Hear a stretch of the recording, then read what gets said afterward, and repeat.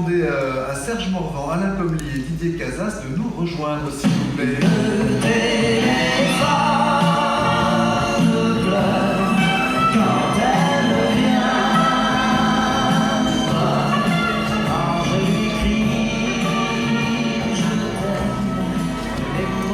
Didier, monsieur le commissaire, bienvenue. Merci d'être avec nous. Bonjour Alain. Donc, on a entendu ça à un moment donné, on a vu les 4 opérateurs avec 2 ministres, formidable, formidable. Alors la question effectivement qu'on se pose, c'est où est-ce qu'on en est, c'est les intentions, la mise en œuvre. Voilà, c'est ces questions-là qu'on se pose, comment les territoires vont pouvoir effectivement contribuer à cet effort-là, parce que malgré tout, le fait de poser une antenne, poser un pylône, c'est quand même de la responsabilité en général des élus communaux, de faire tout le travail de détection, etc. Les réunions publiques, enfin bref. Donc c'est quoi aujourd'hui, et je m'adresse d'abord à vous, donc Serge Morvan et Didier Casas, représentant le commissariat général à l'égalité des territoires d'un côté et la Fédération française des télécoms, même si vous êtes secrétaire général de Bouygues Télécom. Voilà, quels sont les termes du deal? Est-ce qu'ils sont fixés? Et quelles vont être les étapes de mise en œuvre effective? Bonjour à tous. Je commence. Oui, les termes du deal sont fixés, même s'ils n'ont pas été inscrits par écrit dans le marbre le 14 janvier 2018. Mais malgré tout, les termes du deal sont fixés. Les principaux éléments que je vois dans ce deal, évidemment, c'est celui qui m'intéresse au premier chef. C'est quand même un changement d'approche, un changement de méthode, et déjà, et puis un changement d'ampleur. Le changement d'approche et de méthode, c'est de privilégier la couverture du territoire.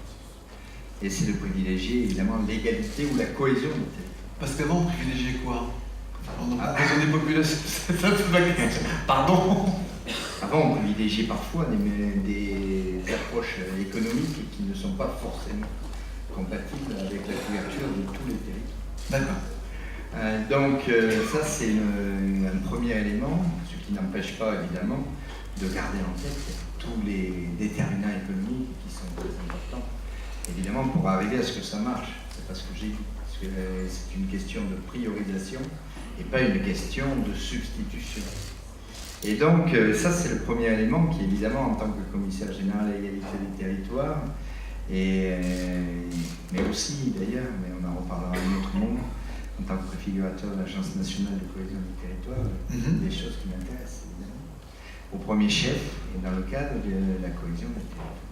Mais au-delà, évidemment, de ce changement de méthode, ce changement d'approche, il y a aussi un changement, un deal qui est passé, et qui, essentiellement, en tout cas, bon, on pourrait rentrer dans pas mal de détails, hein, mais essentiellement concerne une couverture ciblée avec, pour chacun des opérateurs, même s'il y a une possibilité de mutualisation, la création, construction et équipement de 5000 pylônes chacun.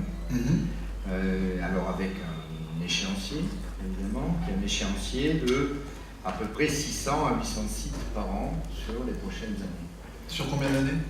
Alors il faut arriver jusqu'à 5000. Donc, d'accord, donc ça dépend du rythme, effectivement, ça peut mettre 8 ans à 10 ans. Voilà, 8 ans, c'est ce qu'on espère. Sachant qu'après, évidemment, comme vous le savez, une fois que les sites ont été définis par arrêté ministériel, les opérateurs ont entre 12 et 24 mois pour construire, pour rendre effectif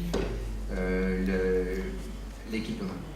Et donc, 12 mois si un terrain déjà équipé qui est fourni par la collectivité, 24 mois s'il en a plus. Donc, ça c'est le premier élément. Deuxième élément très important, c'est la couverture des axes de transport, notamment routiers et ferroviaires, avec 35 000 km d'axes routiers et 20 000 km d'axes ferroviaires à équiper, aussi, en site utile, évidemment. Puis bon, alors il y a après des éléments plus importants quand même, passage, par exemple, de tous les pylônes aujourd'hui en 2G, 3G, en 4G, pour 1 million de personnes en gros en France sur 10 000 communes. Donc ça c'est l'essentiel du deal. Enfin, il y a des contreparties, j'imagine, c'est-à-dire que c'est... hein, qu'est-ce que vous mettez en face? Parce que alors, moi j'ai entendu deux choses, monsieur le commissaire, quand même, c'est que, voilà, d'une part il n'est pas écrit, bon, là, il n'est pas écrit, mais au fur et à mesure il se précise. Hein, il est en train d'être écrit au fur et à mesure.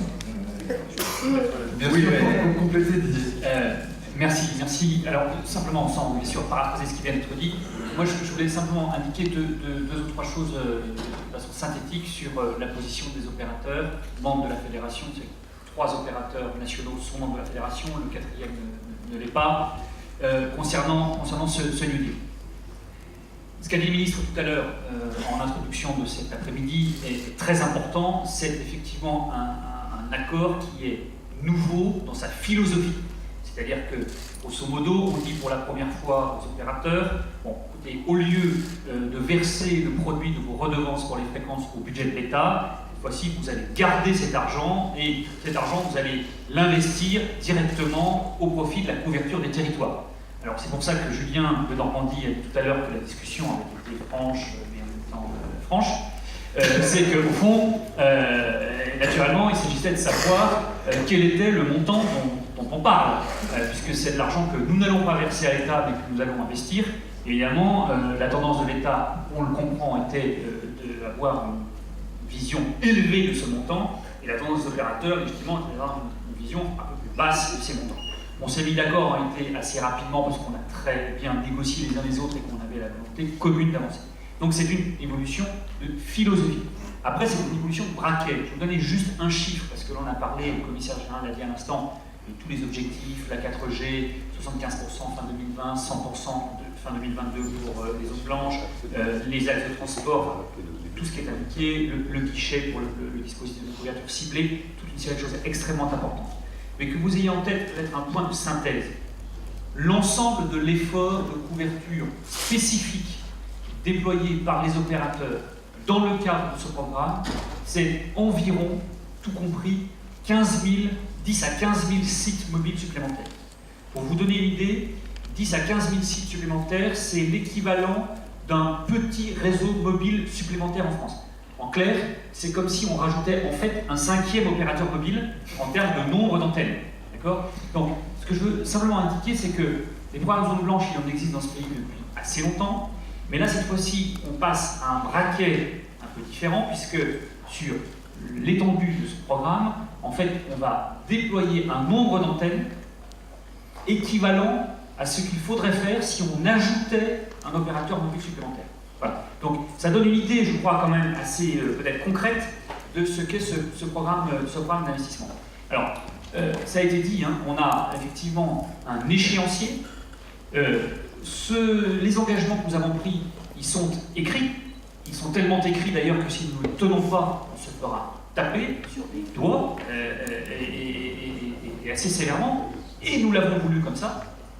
Donc l'échéancier de couverture mobile spécifique qui est entre les mains des élus, et je m'adresse à eux parce que je sais qu'ils sont ici nombreux aujourd'hui, et ça c'est très important, l'échéancier, pour qu'on puisse le tenir, il faut bien entendu que l'État prenne les arrêtés. Il en a pris un premier pour l'année 2018 en retenant 485 sites mobiles sur lesquels on travaille.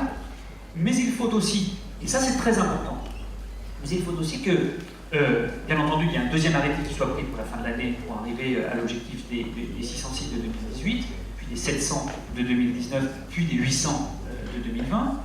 Mais il faut aussi, et ça c'est très important, que les maires qui ont entre les mains l'avenir de cet accord, l'obligation et l'engagement est chez nous, chez les opérateurs, mais la condition du succès, nous la partageons avec vous, mesdames et messieurs les élus. Ce sont les maires qui connaissent les terrains, qui savent les terrains sur lesquels nous allons, qui connaissent les propriétaires des terrains sur lesquels on va pouvoir, de façon la plus pertinente possible, déployer des antennes. Ce sont les maires qui vont déployer et faciliter l'électrification, qui souvent président les syndicats d'électrification. etc. Donc là, il y a toute une série de procédures sur lesquelles on a commencé de travailler depuis le début de l'année. On va revenir ensuite sur, je pense, ce qui a été fait depuis le début de l'année. Mais il y a toute une série de choses, de procédures très concrètes qui conditionnent le succès de cet accord. Je peux vous garantir que les opérateurs mobiles sont déterminés à réussir cet accord, parce que nous le souhaitons, nous en avons besoin nous aussi, nos concitoyens l'attendent, donc nous serons au rendez-vous, mais nous avons besoin de travailler avec les élus pour réussir cet accord qui est extrêmement important. D'où l'esprit de ce guide qui est donc disponible sur le site de la Fédération française de télécom pour effectivement pouvoir passer à l'action et se poser les bonnes questions au départ, parce que je crois que l'objectif c'est quand même de réduire le temps moyen qui est en France de 18 mois pour l'installation d'une antenne qui est de 4 mois en Allemagne. Oui, alors, bon, je vois que Didier vous a rassuré. Quand j'ai dit qu'il n'avait pas été écrit, c'était le 14 janvier, mais depuis il a été. Et on a effectivement des lignes directrices et même des sanctions possibles pour les opérateurs. Ça peut aller jusqu'à 3% du chiffre d'affaires de l'opérateur s'il met une section financière. D'accord. Donc assez élevé, 3% du chiffre d'affaires. Donc alors évidemment, après une procédure, oui, tout ça a été écrit. Mais enfin bon, je voudrais quand même dire que évidemment tout ceci est bien écrit. Alors, ce que nous avons essayé de faire effectivement au niveau de l'État, c'est ce que nous essayons de faire. Pourquoi je dis essayons? Parce que c'est dans le projet de loi Élan qui a été effectivement voté dans les deux chambres, mais de manière différente. Le dernier vote en juillet au Sénat, et que nous devons, lors d'une commission mixte paritaire le 18 septembre prochain, arriver à un accord sur les avancées qui pourront être prises dans la législation pour faciliter effectivement le travail des opérateurs et d'ailleurs des élus, pour que ça aille beaucoup plus vite pour les autorisations, par exemple, d'installation de pylônes avec les architectes des bâtiments de France, oui. etc. Donc, évidemment, on peut discuter, est-on allé assez loin, mais peut-on aller assez loin sur ces améliorations? Eh bien, réponse le 18 septembre prochain à la commission mixte paritaire. J'avais, sur cette question des procédures peut-être, et de ce qu'on a fait, là encore, je profite parce que finalement on n'a pas l'occasion aussi souvent de pouvoir s'adresser directement aux élus, de la possibilité qui m'est donnée pour passer un message. Depuis le début de l'année, nous avons, les 4 opérateurs, travaillé à l'élaboration de ce que nous appelons de notre côté un atlas. C'est-à-dire qu'en fait, nous avons rassemblé nos ingénieurs réseau, les gens qui construisent l'ingénierie de nos réseaux mobiles, c'est quelque chose d'assez complexe, pour identifier les zones du territoire national qui devaient bénéficier par priorité d'une couverture mobile supplémentaire et qui étaient relativement peuplées. Je m'explique clairement, nous ne parlons évidemment pas des zones denses du territoire qui font l'objet d'une couverture mobile, j'allais dire classique, dans le cadre de la concurrence entre opérateurs. C'est pas de ça dont je parle. Je parle des zones dites blanches, ou des zones faisant l'objet du programme du DIL. D'accord ? On a pris l'ensemble de cette partie du territoire, on a regardé celles qui sont un peu plus peuplées que les autres, et celles qui, prioritairement, devraient normalement faire l'objet d'une couverture mobile. Et on a essayé comme ça de déterminer les zones. On a construit un atlas qui en fait est effectivement un gros bouquin de plusieurs centaines de pages qui dessine 2063 propositions de localisation de nouveaux sites. Pourquoi je vous parle de ce truc un peu technique, mesdames et messieurs les élus? C'est que si vous voulez que nous allions le plus vite possible, nous souhaitons aller vite. Et je pense que vous souhaitez, et vos concitoyens, vos électeurs souhaitent que nous allions vite. Si vous souhaitez que nous allions le plus vite possible, essayez, dans le cadre du dispositif de couverture ciblée, qui est entre vos mains, puisque c'est vous qui décidez des demandes que vous faites pour ce dispositif, dit du guichet. Essayez autant que faire possible de rapprocher les deux cartes. De choisir les sites sur lesquels vous demandez une couverture dans ces 2063 zones qui sont désormais disponibles auprès des équipes projets locales, mises en place par l'État. Si vous les choisissez parmi ces 2000 propositions, nous irons beaucoup plus vite parce que nous allons gagner tout le temps d'interaction entre nous, les 4 opérateurs, et d'itération entre tous les services. Il est disponible quelque part. Il est disponible, il est entre les mains des équipes projets locales. Oui, donc il faut... C'est un document un peu technique, si vous voulez, ça fait plusieurs centaines de pages. Il n'y a pas moyen d'en faire une carte un petit peu précise avec des points Google, non? C'est pas la méthode d'usage pratique de ce document, c'est quelque chose qu'on a fait pour comment dirais-je, aider à l'utilisation. Et encore une fois, les équipes projets locales qui ont été mises en place disposent de cet outil. Donc, et si je suis maire d'une petite commune, les équipes projets locales, c'est qui, c'est quoi? Alors, les équipes projets locales, c'est des équipes qui sont animées par les préfets. D'accord. Au niveau plutôt départemental, départemental et régional. On a envoyé une circulaire à tous les préfets en juillet pour qu'ils constituent cette équipe locale avec les élus locaux, d'abord évidemment avec les représentants des opérateurs, mais aussi des syndicats divers et variés de communes qui travaillent dans ces domaines. Et puis évidemment avec l'appui de la mission France Mobile d'Antoine Darod qui en parlait à l'instant. Cela étant dit, ce qui est très important pour nous, c'est que, je le disais dès le début, mais là je parle en tant que commissaire général à l'égalité des territoires évidemment, c'est le fait que les élus ont la maîtrise et le choix des sites. Et ça c'est très important, mais moi j'y serai très vigilant. Et même si, évidemment, il convient de le faire le plus vite possible avec des sites sur lesquels déjà il y a eu du travail. Alors il y a un autre atlas de soutien, effectivement, je voudrais passer la parole à Alain Comly. Il y a un autre quelque part atlas de soutien, c'est l'ensemble des points hauts dont dispose nativement TDF, qui se propose de leur opérateur de RIP, qui déploie de la fibre optique, mais qui aussi dispose d'infrastructures hautes qui peuvent servir de point d'appui à l'accélération de ce New Deal, ou en tout cas à son positionnement. Oui, merci Sébastien. Effectivement, une approche, on va dire, complémentaire, parce que en fait, nous sommes en discussion, j'allais dire, quasi quotidienne aussi avec les opérateurs, et puis on va voir avec les collectivités. Donc voilà, une approche complémentaire, et le but étant d'accélérer là aussi la couverture, objectif pour tous. Donc c'est s'appuyer sur effectivement des infrastructures existantes. Il y en a à TDF, il y en a d'autres.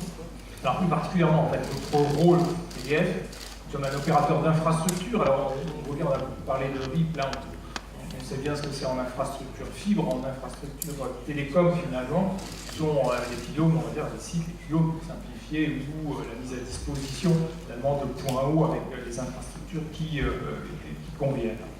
Alors le développement d'infrastructures, on a un peu ça dans les gènes à TDF, c'est notre travail historique dans la diffusion, télévision et radio, puisqu'elle s'appuyait quasi exclusivement sur les pylônes, des tours, etc.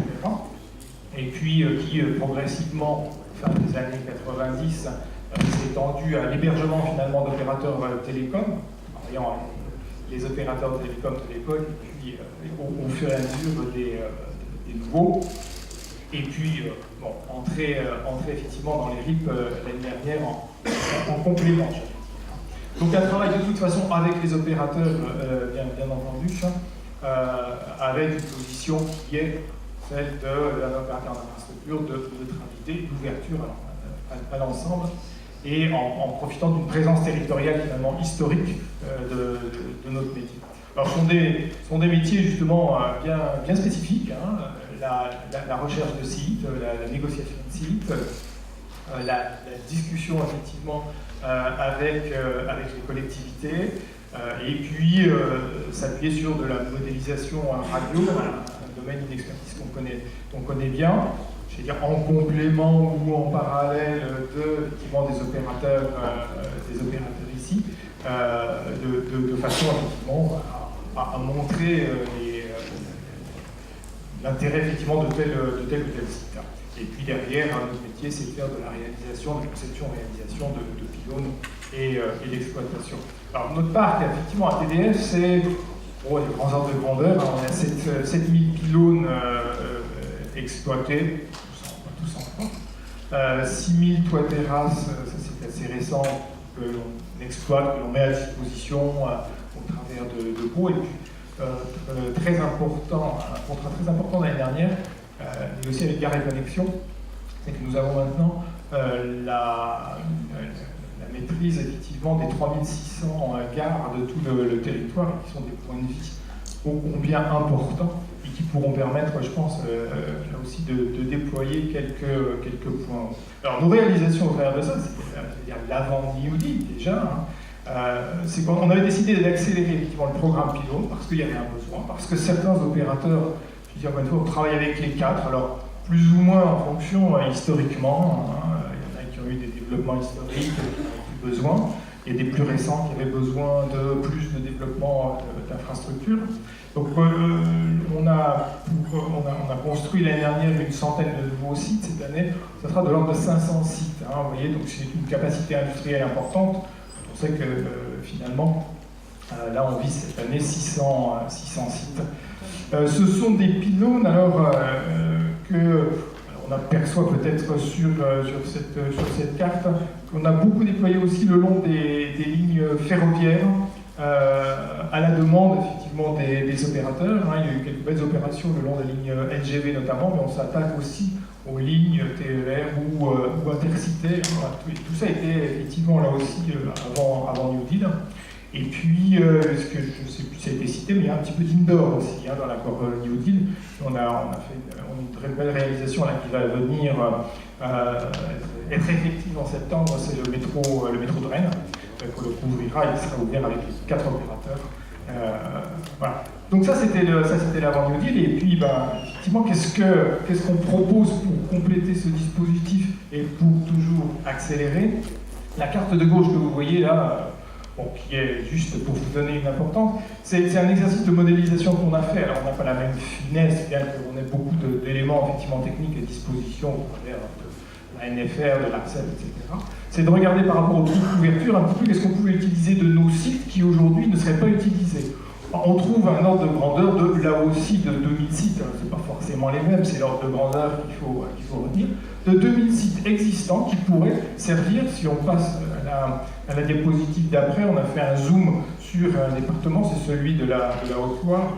Alors, la carte à votre gauche, effectivement, ce sont l'ensemble des sites existants ou en recherche négo aujourd'hui que nous proposons à TDF. La carte de droite, ce qu'il faut simplement voir, c'est que par rapport aux endroits qui sont blancs, il y a des sites qui existent et qui pourraient servir en discussion avec les collectivités et les opérateurs, effectivement, à combler des trous de couverture. Voilà, donc là, il y a un potentiel important.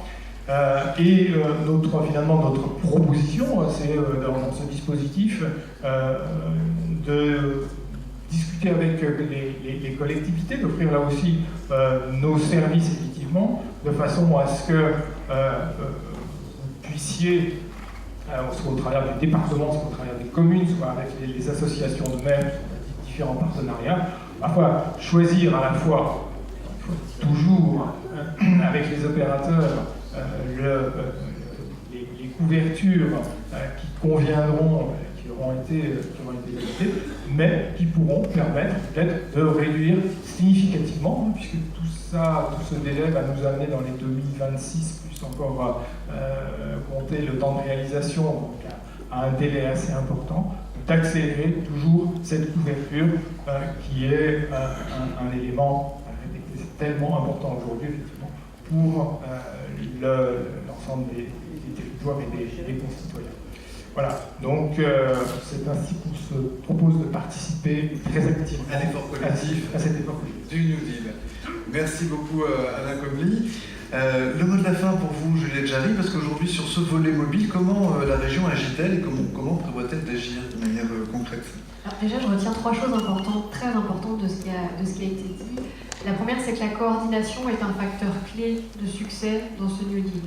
Au niveau de la région Auvergne-Rhône-Alpes, on se félicite effectivement de cet accord. Comme vous le disiez tout à l'heure, il y a eu plusieurs appels sur les zones blanches. Ça fait des années que c'est une question qui est stratégique, qui est importante. Mais cette fois, on change effectivement de braquet. On est sur une opération qui est une opération d'ampleur.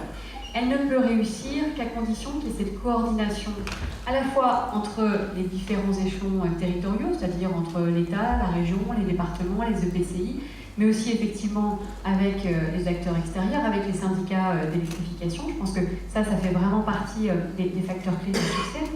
La deuxième chose, c'est qu'effectivement, ce qui est très nouveau aussi, c'est que les collectivités territoriales sont à la manœuvre dans l'identification des zones à prioriser, ce qui veut dire qu'il faut qu'elles fassent ce travail d'identification, un travail vraiment fin sur le territoire. Et au niveau de la région Auvergne-Rhône-Alpes, on pense que c'est important d'avoir un travail au niveau régional parce que avoir un interlocuteur unique quelque part par rapport à l'État, c'est un plus, ça permet d'aller plus vite, mais ça ne peut se faire qu'en lien extrêmement étroit avec notamment les départements et les EPCI, qui sont les acteurs de proximité, qui ont une connaissance très fine de leur territoire. Donc ce travail, ce choix qui est offert aux collectivités territoriales, il va découler de cette capacité, encore une fois, de coordination. Et puis le troisième point que je retiens, qui est très important aussi dans la capacité des différents acteurs à réussir ce nouveau plan, c'est qu'effectivement on doit être des facilitateurs. C'est-à-dire qu'au niveau de l'identification des territoires, au niveau des démarches administratives, les différentes collectivités doivent pouvoir faciliter les choses. On l'a vu, nous, sur la maîtrise régionale qu'on a pris sur 57 pylônes dans le cadre de l'appel à projet sur les zones blanches. La région avait décidé de prendre la maîtrise d'ouvrage régionale. Et en l'espace de 3 ou 4 mois, l'ensemble des sites ont pu être identifiés, justement parce qu'il y avait un tiers un peu médiateur, c'est-à-dire que les maires ont été approchés par les agents des collectivités territoriales, ce qui, à mon sens, était plus facile que quand les opérateurs eux-mêmes vont rencontrer les maires. Donc je pense qu'on a un vrai rôle à jouer de ce point de vue-là. Il y a un travail au niveau de la région qui a été fait depuis 2 ans, avec donc l'ensemble des départements. Donc c'est vrai qu'on est plutôt, je pense, en avance sur ces questions-là parce que quand le New Deal a été annoncé, on avait déjà fait un travail d'identification et de sélection de sites. Donc là, on est vraiment en phase opérationnelle avec une proposition qui a été faite d'une équipe régionale avec un copilotage par le préfet de région et par le conseil régional et avec des équipes départementales qui identifient les sites et qui les font remonter à l'équipe régionale. Et puis j'aurais terminé sur un point aussi qui est important. Ce New Deal, au niveau de la région, il nous satisfait au niveau du volume, mais comme on est un petit peu exigeant, il ne nous satisfait pas encore tout à fait au niveau de la durée. Là, si on regarde les textes, on va jusqu'en 2025, ça veut dire qu'avec les 12 ou 24 mois de déploiement derrière, on arrive au final sur un programme qui se termine en 2027. Notre souhait au niveau de la région Auvergne-Rhône-Alpes, c'est d'arriver en 2020-2021 à couvrir l'ensemble du territoire. Et la proposition qu'on a faite au gouvernement, et pour ceux qui étaient à la conférence annuelle de l'ARCEP, vous en souvenez peut-être, j'avais à l'époque déjà annoncé en novembre 2017 la volonté de la région d'être une terre d'expérimentation avec la possibilité de faire un appel à manifestation d'intention d'investissement aux opérateurs en disant vous nous dites sur quel site dans les 3 ans, donc 2019, 2020, 2021, vous allez investir. Ça nous permet de faire derrière une constatation de carence d'initiatives privées sur le reste des sites, et non pas de faire une dépense d'argent public supplémentaire, mais de dire la région construit les pylônes, là aussi sous maîtrise d'ouvrage régionale, les pylônes qui ne sont pas prévus dans ces 3 années par les opérateurs, et après on les rétrocède aux opérateurs et on réintègre ça dans le New Deal. Donc c'est la proposition qu'on a faite au gouvernement. On espère que c'est quelque chose qui pourra aboutir. C'est du donnant-donnant parce que ça permet d'aller plus vite, ça permet au gouvernement d'avoir de la visibilité, ça permet aux opérateurs aussi d'avoir de la visibilité et ça permet à la région Auvergne-Rhône-Alpes d'être couverte à 100%. Disons 2021, dernier délai. Merci. J'aurais un dernier rebond de la FFT, mais très bref. Très bref sur ce sujet, 2 points. Sur ce sujet, nous sommes évidemment à l'écoute et intéressés, je parle de l'ensemble des opérateurs sans entrer en détail. Il faut juste que vous ayez en tête un point qui est important, c'est que les opérateurs, nous prévoyons 2 à 3 ans à l'avance la quantité d'argent que nous allons investir dans les réseaux. En revanche, nous sommes rigoureusement incapables de déployer de prévoir à plus de 6 mois à l'avance. Là, nous allons déployer un petit peu. Autant dire que sur les appels à manifestation d'intérêt sur 2 ou 3 ans dans les calendriers que vous indiquez, c'est pour nous un problème industriel qui est assez compliqué à gérer. Et le deuxième point, puisque nous sommes en Auvergne, et que dans l'intervention précédente, l'élément a été indiqué, je reprends ma casquette de télécom un court instant. Je voulais rassurer peut-être ceux qui seraient inquiets. Le Bouygues Télécom sera bien entendu présent comme OCN sur le RIP Auvergne. Nous n'avons pas tout à fait achevé les négociations, elles aussi franches et difficiles avec Orange, mais je ne doute pas que ça intervienne très vite maintenant. Et nous serons évidemment très vite présents sur le RIP. Merci. Merci beaucoup à tous les quatre. On peut applaudir nos intervenants, s'il vous plaît.